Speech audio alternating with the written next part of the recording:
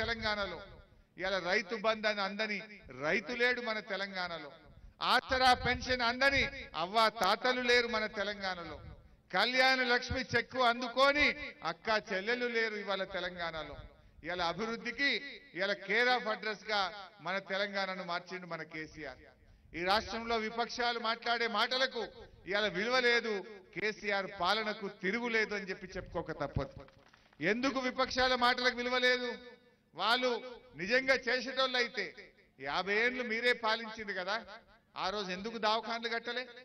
ఇలా మా చైర్మన్ అమ్మ అనితమ్మ చెప్పింది, మా ఎంపీ గారు చెప్పిండ్రు, ఆనాడు నేను రాను బిడ్డో సర్కారు దవాఖానకు అనే పరిస్థితి ఉంటే ఇవాళ పోదాం పద బిడ్డ సర్కారు దవాఖాన కన్నంత గొప్పగా ప్రభుత్వ ఆసుపత్రులను కేసీఆర్ గారు మార్చారు. ఆనాడు 200 రూపాయల పెన్షన్ ఉంటే ఇవాళ 2000 రూపాయల పెన్షన్ చేసిండు మన కేసీఆర్. ఆనాడు కరెంటు ఉచిత కరెంట్ అని మాట చెప్పిండ్రు, అది ఉత్త కరెంటే చేసిండ్రు. ఇలా కరెంటు ఆనాడు కాంగ్రెస్ ప్రభుత్వ హయాంలో పొద్దున్న దాకా 3 గంటలు, దొంగరాత్రి 4 గంటల కరెంట్ వచ్చేది. ఇవాళ కేసీఆర్ గారు రైతులకు అవసరమైనంత పంట అందిస్తున్నది మన బీఆర్ఎస్ ప్రభుత్వం, మన కేసీఆర్ ప్రభుత్వం. పక్కన కర్ణాటకలో ఇలా కాంగ్రెస్ ప్రభుత్వమే ఉన్నది. అక్కడ పరిస్థితి ఏంటంటే పొద్దున్న దాకా 3 గంటలు, రాత్రిపూట 4 గంటల కరెంట్ ఇస్తుండ్రు.